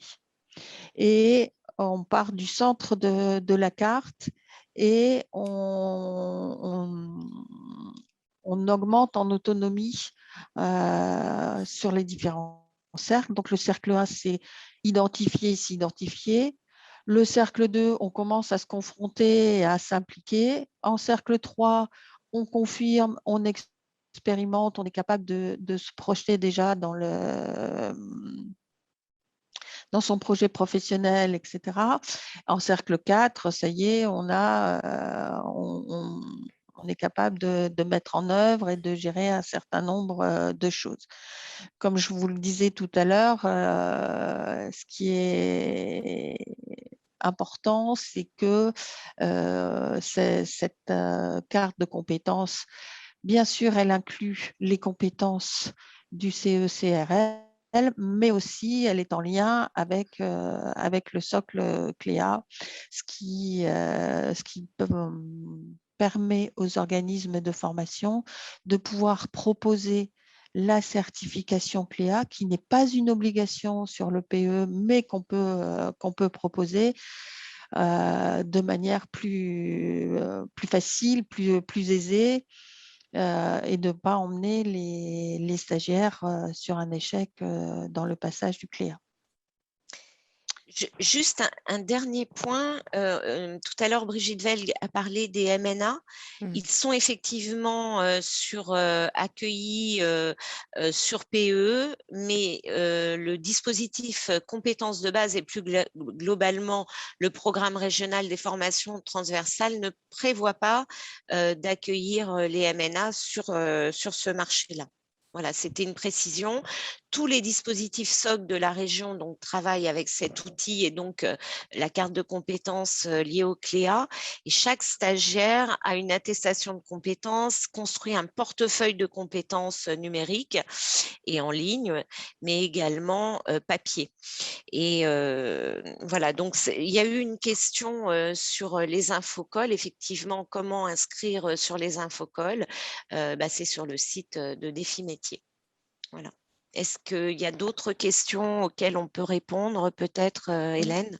Une précision, vous pouvez prendre directement contact avec les PE pour inscrire les stagiaires en infocol. Il n'y a aucun souci.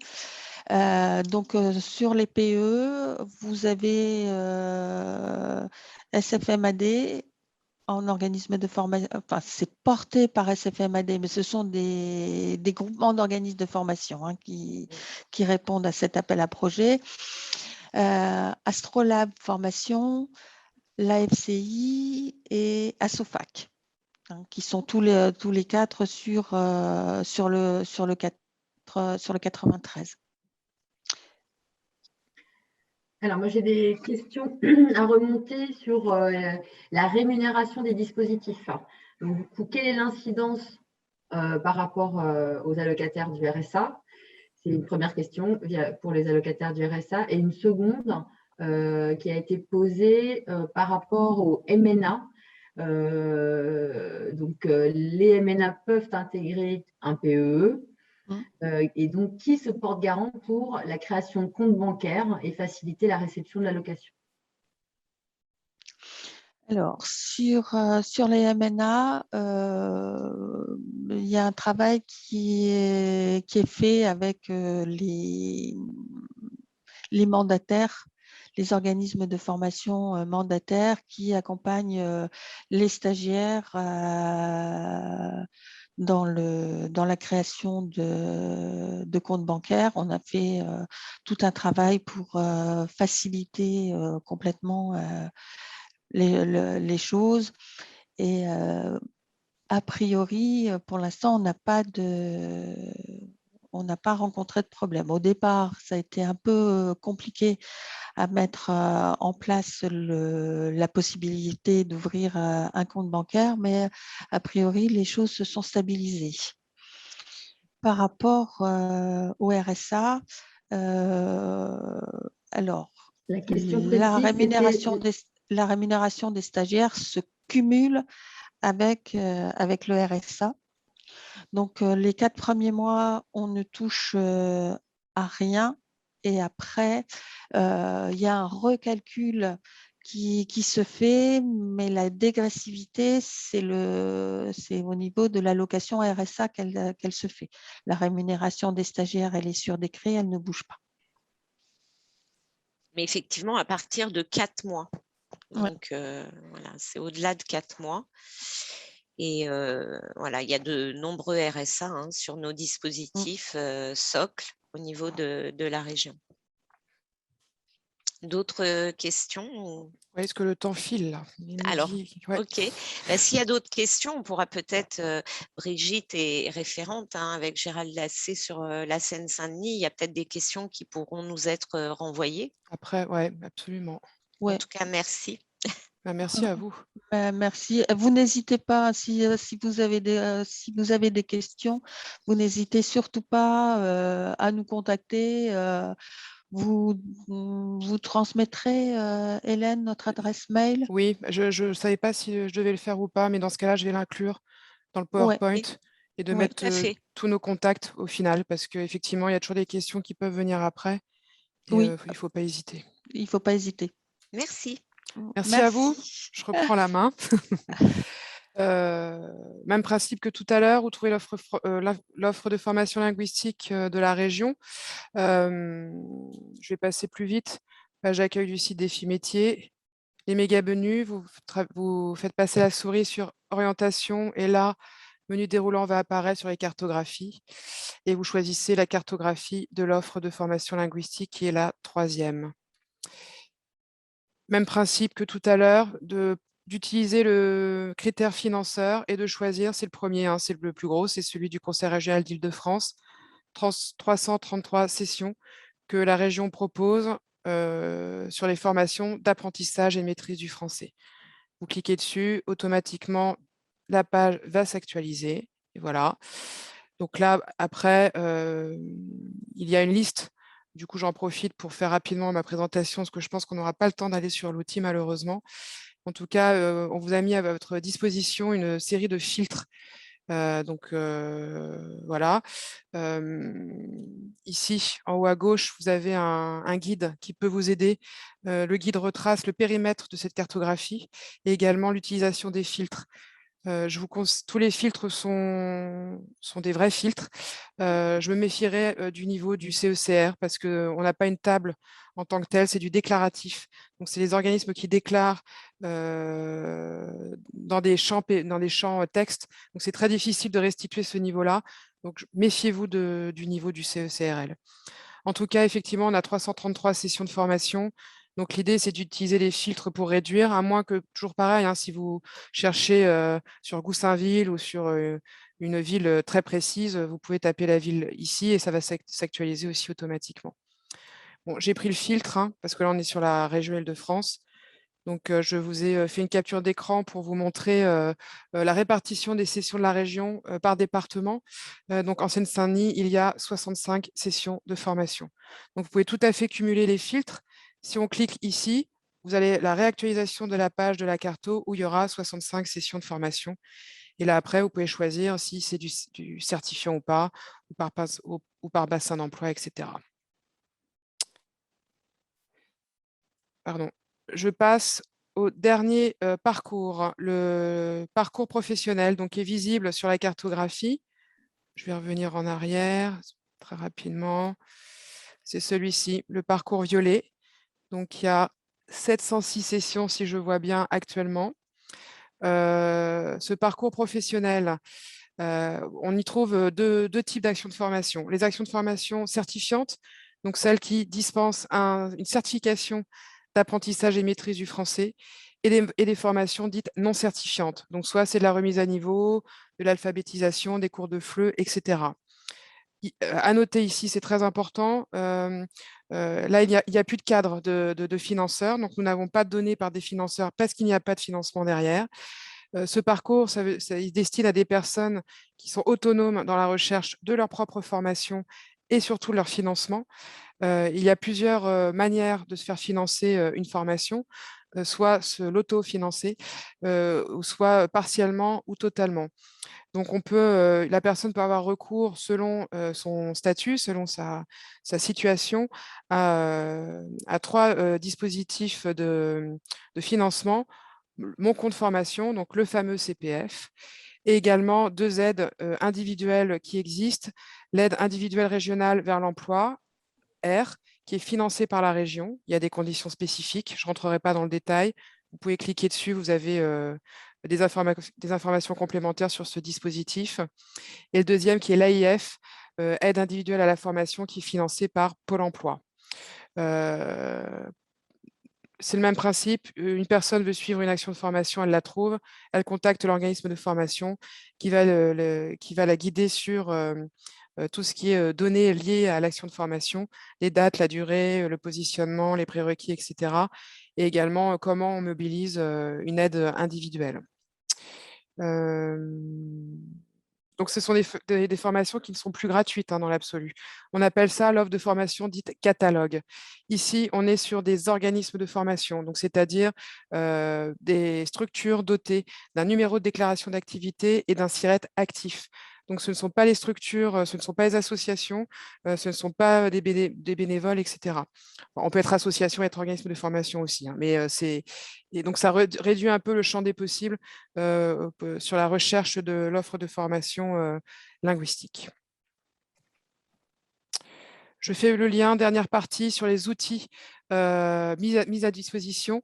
Donc là, on va vous présenter à 2 voix avec Charlène de Barros de Réseau Alpha, nos 2 cartographies linguistiques franciliennes. On n'aura pas le temps, malheureusement, d'aller en live sur cette cartographie, mais si vous avez besoin d'un 2e atelier, je ne sais pas, vous voulez vraiment qu'on rentre dans l'outil avec des démonstrations assez opérationnelles, on peut tout à fait créer à moyen terme des ateliers. Je commence. L'idée de présenter les 2 cartos, c'est de vous montrer leurs spécificités et leur complémentarité. Donc, tout d'abord, les 2 cartographies linguistiques sur l'Île-de-France existent et ont été montées en partenariat donc, entre nos 2 structures, Défi Métier et Réseau Alpha. Donc, chaque structure, on a des champs d'intervention différents. Défi Métier, donc c'est le carré forêt francilien. Il est financé par l'État et par la région Île-de-France. C'est un groupement d'intérêt public et une de nos missions premières, c'est de collecter, donc de rendre visible l'offre de formation professionnelle continue. Avec la dernière loi sur l'avenir professionnel en 2018, le champ s'est ouvert. On collecte aujourd'hui l'offre dite d'apprentissage. Donc, on propose différents outils, notamment notre moteur de recherche, notamment notre cartographie sur l'offre linguistique qui existe depuis 2016, mais également on propose un programme d'action de professionnalisation sur différents sujets, l'offre de formation financée par les pouvoirs publics, des diagnostics sur certains champs, sur l'emploi et la formation, etc. Réseau Alpha, association loi 1901, qui a été créée en 2006, soutenue par la préfecture d'Île-de-France et la ville de Paris. Capture d'écran de la cartographie de Réseau Alpha qui répertorie les structures de proximité et l'offre de formation qu'elle propose est une offre de formation plus de dentelle puisque c'est une offre plus locale, une offre de formation plus de proximité. Je vais y revenir. Là, l'idée, c'était de vous montrer ce que chaque cartographie collecte et donc de montrer les spécificités et la complémentarité. Au niveau de la complémentarité, je vais le dire tout de suite, dans les 2 cartographies, vous retrouverez les dispositifs Ouvrir l'école aux parents, donc le fameux OEPRE. Donc, Réseau Alpha et Défi Métier, nous le référençons. On référence également les actions socio-linguistiques dans le cadre du BOP 104, donc des 8 départements d'Île-de-France. Réseau Alpha collecte ou intègre ou rend accessible les parcours linguistiques à visée professionnelle, donc les fameux PLVP de la ville de Paris. Donc c'est un financement, c'est sur appel à projet. Donc nous aussi, on l'intègre et on le rend visible dans le cadre de notre offre portée par les conseils départementaux. Je ne reviens pas sur l'offre de défi métier, parce qu'on en a vraiment, on a bien, on en a, enfin, ça, je pense que ça a été présenté assez largement. Par rapport à Réseau Alpha travaille plus avec, on va dire, les bibliothèques, les centres sociaux, les villes, les bénévoles, les associations. Donc, c'est vraiment c'est là où on est complémentaire, parce que c'est un champ d'intervention sur lequel nous, on n'y est pas du tout, à part pour le dispositif Ouvrir l'école aux parents et les ASL, hein, qui ne sont pas des organismes de formation. La cartographie de Réseau Alpha s'adresse à tout type de public et on y retrouve des formations gratuites, mais également payantes, mais qui restent à des prix très abordables. Pour s'inscrire à une formation portée par Réseau Alpha, comme pour Défi Métier, il faut contacter la structure qui dispense cette offre-là. Charlène, je vais te laisser la parole pour Réseau Alpha. Donc, merci Hélène pour cette présentation. Donc, je suis Charlène de Barros, coordinatrice de Réseau Alpha. Slide suivante. Hop. Merci. Donc, comme Hélène l'a dit, très brièvement, Réseau Alpha, c'est une association qui a été créée en 2006. Et ce qui est intéressant, c'est qu'elle a été créée par 2 formatrices bénévoles de cours de français qui ont constaté les difficultés à orienter les apprenants sur le terrain. Donc, à l'époque, il n'y avait pas forcément d'annuaire, ou alors ils étaient en format papier et très vite désuets. Donc, elles ont eu l'idée de créer un annuaire en ligne qui pourrait survivre dans le temps, être mis à jour et perdurer dans le temps et être accessible au plus grand nombre. Ça a donné lieu à la création du site réseau-alpha.org, qui n'est pas seulement un annuaire, mais aussi plus largement un site internet d'information et de ressources pour le secteur. Slide suivant. Donc, très brièvement, quelques chiffres. Aujourd'hui, Réseau Alpha, c'est plus de 665 structures référencées. En 2020, elles ont publié 1114 actions de cours ou de formation de français sur la cartographie. Et le site Internet est de plus en plus identifié. Donc, en 2020, on était à plus de 170 000 visites. Slide suivant. Donc voilà, ça très brièvement, vous l'avez déjà vu, l'aperçu de notre cartographie, donc elle est interactive. Il est possible de naviguer directement dessus comme celle de Défi Métier, de cliquer.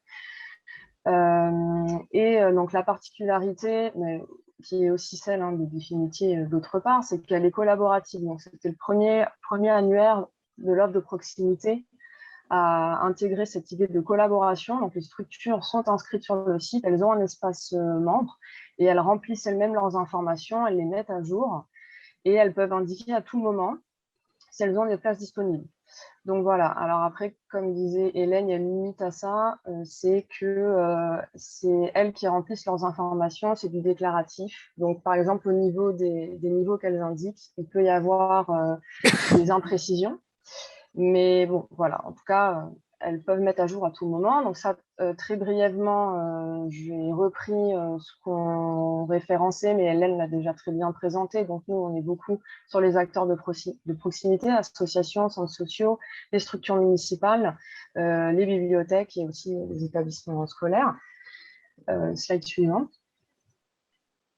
Donc, en plus de naviguer directement sur la cartographie, il y a aussi un outil de moteur de recherche que vous pouvez utiliser. Donc, le premier critère, c'est la ville ou le code postal, bien évidemment. Il est possible de faire une recherche sur une commune en particulier ou un département en entier. Donc, vous pourrez taper Seine-Saint-Denis. Vous pouvez filtrer en fonction de la visée. La principale visée qu'on a, c'est la visée sociale et communicative. Et puis, il y a des champs de recherche avancés, cette suivante. Voilà, notamment le niveau de langue visée et les publics spécifiques. Et là, par exemple, il y a un filtre primo-arrivant, signataire du CIR et un filtre réfugié également. Slide suivante. Donc, ça se présente comme ça, les résultats d'une recherche faite via le moteur. On a d'abord la liste des formations en tant que telles avec des places disponibles. Et ensuite, on retrouve la liste de toutes les structures du territoire. Et à chaque fois, il faut cliquer sur les boutons de renvoi en savoir plus ou voir la structure pour avoir toutes les informations. Là, tu peux passer 2 slides. Voilà, celle d'après. Donc là, par exemple, c'est l'aperçu d'une fiche formation. Vous retrouvez toutes les informations, y compris les contacts d'inscription et les critères d'éligibilité et éventuellement les modalités d'inscription s'il y en a. Slide suivante. Donc très rapidement, alors il y a un renvoi vers la cartographie des défis métiers qui est en bas de notre cartographie. Et puis pour les villes, il y a la possibilité d'imprimer les résultats. Seulement pour les villes, pas pour les départements parce que c'est trop lourd. Slide suivante. Donc voilà, ça c'est juste un petit point sur une des autres missions qu'on mène et qui nous tient à cœur et qui est l'information et l'outillage du secteur de l'apprentissage du français. Et donc on propose notamment une newsletter mensuelle qui relaie des actualités, des informations, des formations et des places disponibles, des rencontres, des outils, qui est suivie par plus de 1900 abonnés. On a aussi des rubriques d'information sur le site et il y a notamment pas mal de dossiers d'information dans les rubriques notions clés qui peuvent aussi servir aux prescripteurs. Et voilà, sinon on organise des rencontres et des présentations de la cartographie comme aujourd'hui. Alors, le dernier point, ça concerne une action qu'on mène sur les coordinations territoriales linguistiques en Île-de-France depuis 2018 avec le Centre de ressources illettrisme et maîtrise de la langue, avec le soutien aussi de la préfecture de région, SGAP, Driette et de la région Île-de-France. Donc très rapidement, les coordinations territoriales, c'est en fait un groupement d'acteurs porté par une municipalité ou une agglomération et qui va viser notamment à faciliter l'accueil, le positionnement et l'orientation des apprenants sur le territoire et aussi à structurer le travail en réseau sur le territoire entre les différents acteurs impliqués dans l'apprentissage du français. Donc les structures d'apprentissage elles-mêmes, donc la ville, mais ça peut être aussi du coup les prescripteurs, le pôle emploi, la mission locale, etc. Slide suivante. Donc, le but de ce projet, c'était tout d'abord de réaliser un état des lieux et de jouer le rôle un peu d'observatoire de ces coordinations. On a rendu un premier rapport fin 2019, il est consultable en ligne et je mis aussi le lien vers une page qui se trouve sur le site du CDRIML qui reprend toutes les infos sur les coordinations et notamment leurs fiches de présentation et leurs contacts. Slide suivante. Donc, l'état des lieux qu'on a fait nous a permis de recenser aujourd'hui 29 coordinations franciliennes réparties ainsi sur le territoire. Slide suivante. Donc, il y en a 4 en Seine-Saint-Denis, 2 à l'échelle communale, donc c'est Montreuil-Drancy, et 2 autres à des échelles intercommunales, donc c'est Plaine Commune et Grand Paris Grand Est, présente à Clichy-sous-Bois-Montfermeil, mais qui est en train de s'étendre aux autres villes. Une fois de plus, si vous voulez en savoir plus sur ces coordinations et avoir leurs contacts, j'ai remis le lien vers le site du CDRIML. Slide suivante. Voilà, c'est simplement comment elles sont positionnées et on voit qu'il y a quand même des zones blanches, un peu comme pour l'offre du BOP 104 d'ailleurs, hein, notamment dans le nord du département. Il n'y a pas de coordination encore aujourd'hui. Slide suivante. Donc, on est en train de travailler en fait à l'ajout de ces coordinations à notre cartographie. Donc, on a commencé, il n'y en a pas encore malheureusement pour le 93, mais ça devrait venir. Et notamment, on référencera sur la cartographie les lieux d'accueil, d'évaluation et d'orientation. Donc, les permanences, elles seront indiquées du coup par une petite puce jaune. Slide suivante. Ça, c'est quelques infos très générales que j'ai remises qui sont issues de toutes les données qu'on a pu collecter sur les coordinations. Il y a 2 infographies. Voilà, donc quelques éléments, il y en a 29. Comme je disais, 95% d'entre elles mettent en place des permanences. Donc, elles contribuent directement à évaluer et orienter les personnes sur leur territoire. 69% d'entre elles sont à une échelle municipale et le reste à une échelle intercommunale. On a également mené une enquête sur la typologie des publics qu'elles ont accueillis en 2019, ce qui a permis de montrer qu'elles ont accueilli 8150 personnes. Donc là, il y a quelques éléments, c'est en majorité des femmes, il y a 37% de ces personnes qui étaient issues de quartiers prioritaires, 18% de primo-arrivants, 7% de réfugiés. Au niveau de leur profil linguistique, c'est quand même une majorité de profils FLE. Un quart d'alpha et 40% d'entre elles avaient un niveau de français inférieur au A1. Donc, d'où le besoin pour elles d'être évaluées et orientées. Donc ça, c'est la façon dont se répartissent ces 8150 personnes. Et ce qui est intéressant de voir, c'est que c'est la Seine-Saint-Denis qui est le département qui en a accueilli, évalué et orienté le plus. Voilà, 3047 personnes accueillies par les 4 coordinations que je mentionnais. Donc ça, c'est des infos en plus. Tu peux passer si tu veux, Hélène. Encore. Et voilà, finalement, si vous voulez en savoir plus sur ces coordinations, comment leurs actions se mettent concrètement en place sur le territoire, je vous ai mis un lien grâce auquel vous pourrez visionner 3 témoignages qui nous ont été apportés par des coordinations, donc celle d'Ivry sur Seine, de la ville de Paris, et celle de Grand-Orly-Seine-Lièvre en Essonne, lors du premier séminaire régional sur les coordinations qu'on a tenu donc avec le CDR-IML et la préfecture de région Île-de-France en mai dernier. Voilà, j'espère que c'était clair. Merci Charlène, en 10 minutes, bravo. Hélène, est-ce qu'il y a des questions? Il est 12h35. Et il n'y a pas de questions, il y a beaucoup d'au revoir et de merci. Oui, ça c'est un pour peu la long pour le coup. présentation, mais je n'ai pas repéré de questions. En revanche, c'est l'envoi du support, oui. Donc à réfléchir la modalité, Oui. et où le support sera transmis. À voir si on peut peut-être le déposer sur le site partenaire du département. On ne sait jamais, ça pourrait peut-être être un moyen d'accès facile. Ou bien, je ne sais pas, peut-être sur le site de Défi-Métiers, je ne sais pas si c'est quelque chose de possible ou pas. Si, peut-être. Parce que comme c'est un support qui est relativement lourd, oui.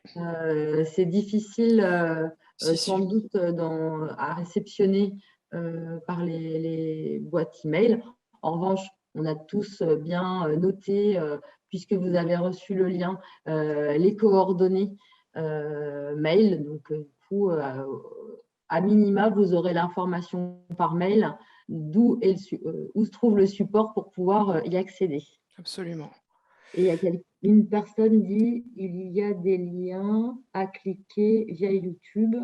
Ah, nous ne pourrons pas y accéder. Effectivement, il y a des personnes qui ont des problèmes sur des accès restrictifs de boîtes mail. D'accord. Qui peuvent du coup être problématiques. Oui, mais là, je pense que c'était simplement pour les 3 vidéos des coordinations. Ouais. Bon, je ne sais pas, je vais voir comment on peut faire, mais malheureusement, pour l'instant, elles sont que sur YouTube. Ok. Eh ben, on va vous libérer parce qu'il est 12h37, ça fait quand même 2h37 que tout le monde est connecté. Merci infiniment de votre attention. On a malheureusement pas terminé. Donc, vous allez avoir on va vous laisser nos coordonnées. Donc, n'hésitez pas. Si vous pouviez, moi, je serais très intéressée par vos retours, notamment si le webinaire a répondu à vos attentes. Alors, c'est toujours les questions un peu classiques, mais pour nous, ça nous permet aussi de parfaire l'offre de service qu'on peut vous proposer. Est-ce que, après ce webinaire, est-ce que vous pensez que vous bénéficiez de connaissances suffisantes pour orienter sur l'offre de formation linguistique, et notamment dans le cadre de vos activités liées à l'accompagnement des personnes qui ont des freins linguistiques, et quels besoins complémentaires auriez-vous besoin? J'ai parlé rapidement de la maîtrise des outils, parce que là, on a vraiment effleuré le sujet des outils, là, pour le coup.